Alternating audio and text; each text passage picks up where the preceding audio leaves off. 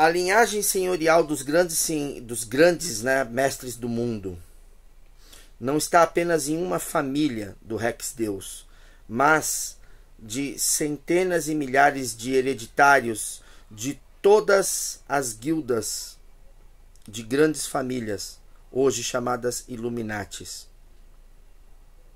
Os membros ocultos desta questão dominaram todas as formas de controle culturais, econômicas e filosóficas do mundo. Opa,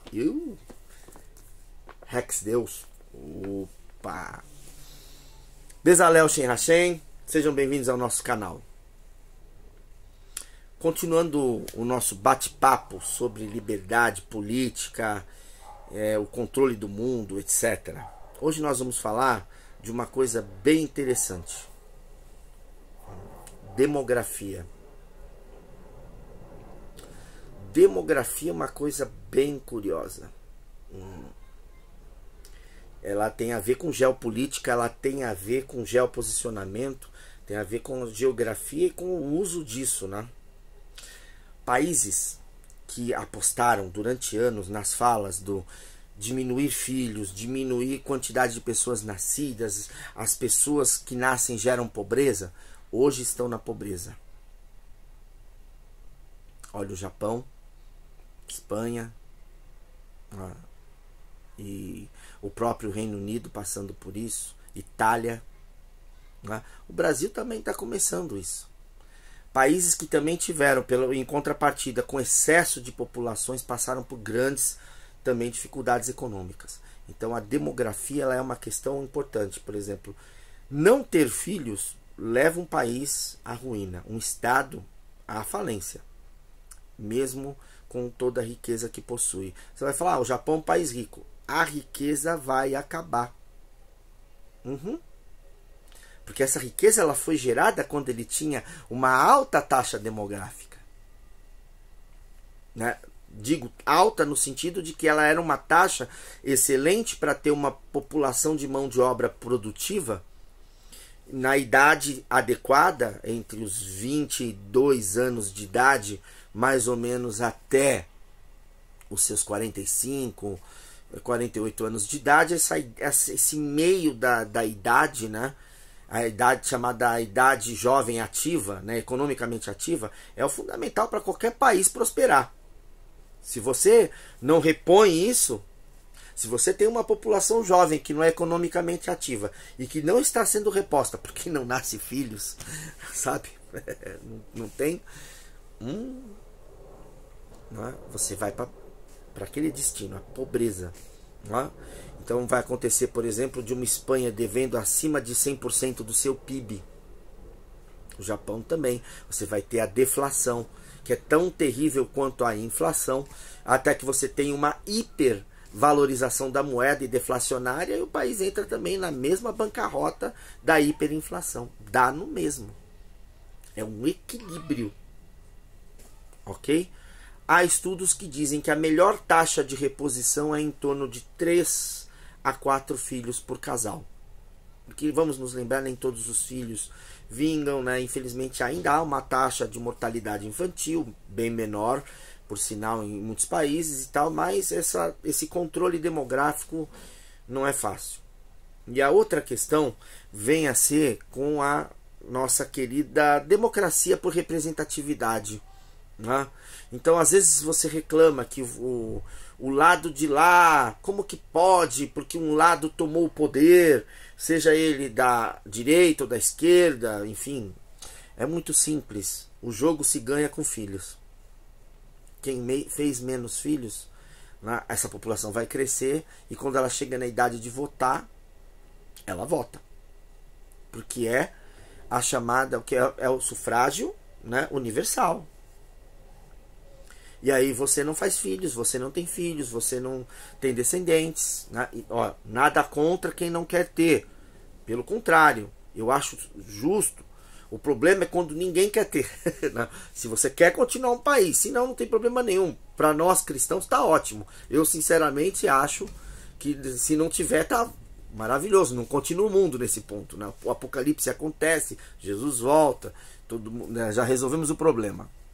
Se você quer que continue o mundo, se você está apegado às coisas do mundo, você tem que fazer bebês, né? Porque é o futuro da nação que precisa disso, o futuro do país. Se você não quer atender a isso, eu não quero pôr mais um escravo no mundo, etc. Tá certo também. Você também pode ter um outro pensamento. Eu não quero colocar escravos, eu quero pôr guerreiros no mundo para trabalhar pela liberdade. Por quê? A missão da cavalaria é libertadora. É ir de frente contra o sistema, ok? Libertar indivíduos. Lembrando que nosso Senhor Jesus Cristo, a primeira pregação dele foi a do profeta Isaías. Eu vim para libertar os cativos. Isso é o Evangelho. O Evangelho, ele é libertador espiritualmente, emocionalmente. Ele também é libertador, também político. Jesus também foi um agente espiritual e político. Mas não como vocês pensam.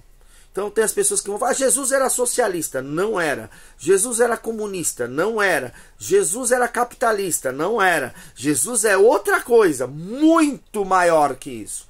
Muito. Não tem sistema humano que se assemelhe ao que ele nos ensinou. Não tem.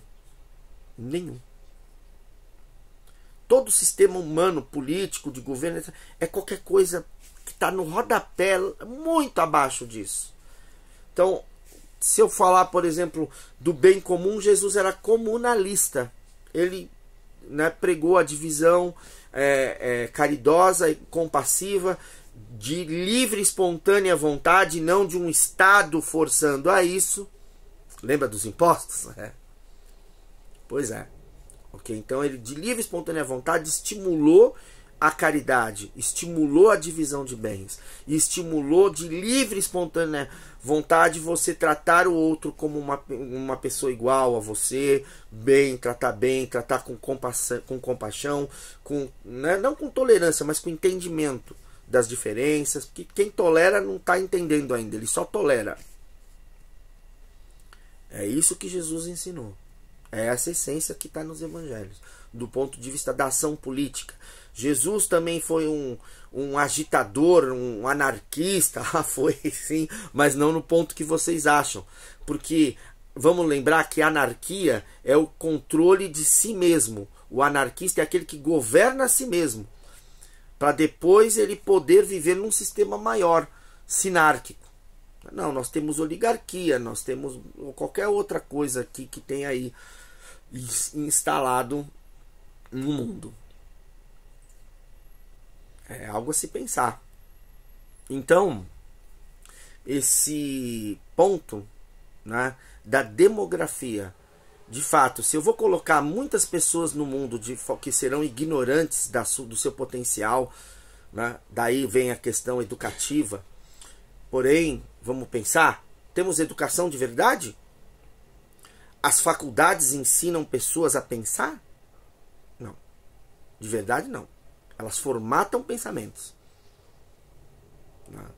Pode ser que você, fazendo uma faculdade, encontre coisas que vão te despertar para um verdadeiro pensamento, né, para uma verdadeira observação do mundo, profunda, né, ponderada. Pode ser.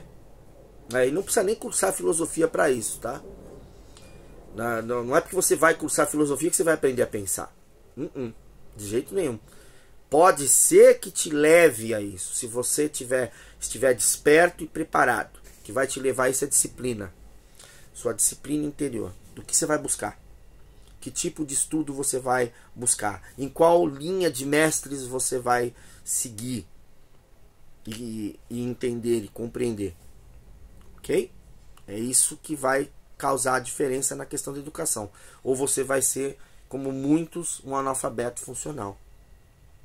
E não na totalidade, né? Há um respeito também sobre isso, que educação, ela, né, tem vários níveis. Você pode ser um analfabeto na língua, mas você pode ter um entendimento da vida maravilhoso, não tem problema algum sobre isso. A sabedoria, ela não é um canudo, ela não é um diploma. Ela vem de outras formas.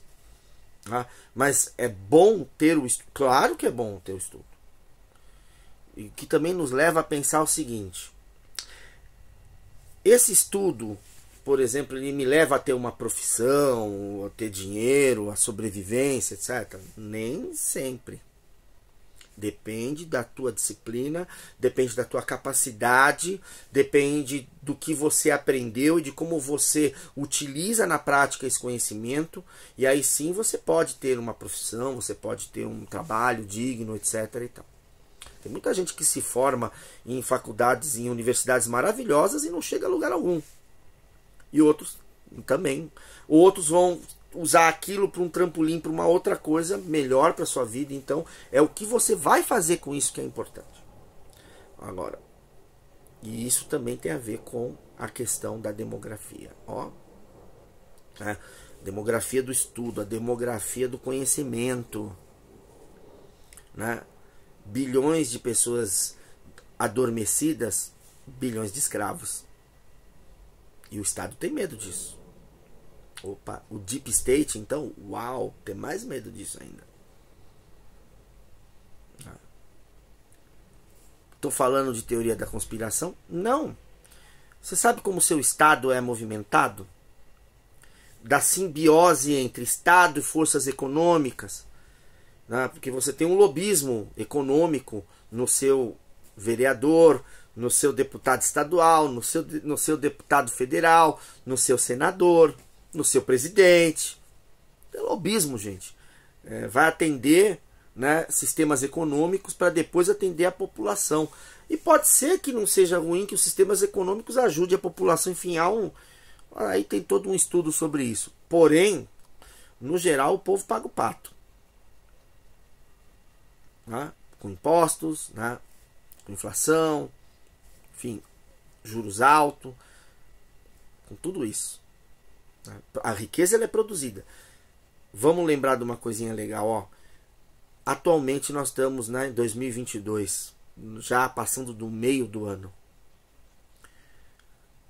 Toda a riqueza produzida hoje, ela ultrapassa mais de 100 vezes as pessoas mais ricas do passado, de 500 anos atrás. E a qualidade de vida de uma pessoa hoje, no geral, no mundo todo, apesar de toda a desigualdade, de todo o sofrimento da pobreza que existe no mundo, a pobreza de hoje não é a pobreza de 500 anos atrás, tá? De 200, de 300 anos atrás. Tem pessoas que estão numa situação muito terrível ainda em muitos lugares, aqui na América do Sul, na África, tal, na Ásia também, enfim, no chamado terceiro mundo. Porém, verdade seja dita, essa pobreza não se compara às pessoas pobres de 200, 300 anos atrás. Não, ali era miséria mesmo, era miséria existencial de todo sentido. O mundo está caminhando para o seu melhor? Neste sentido, sim. Agora, isso vai finalmente banir a pobreza do mundo? Lógico que não. Não vai. Até vai aumentar o fosso nesse sentido. Porém, o que é melhor hoje é que hoje o indivíduo consegue alterar a sua existência. No passado não conseguia. E essa é a diferença. No passado você nascia um escravo e permaneceria um escravo. Hoje você pode alterar isso. E é só você saber jogar esse jogo. E é jogar para ganhar. E para jogar para ganhar tem que ter as ferramentas certas, as armas certas. Baruch atah Adonai. Vamos continuar esse papo depois.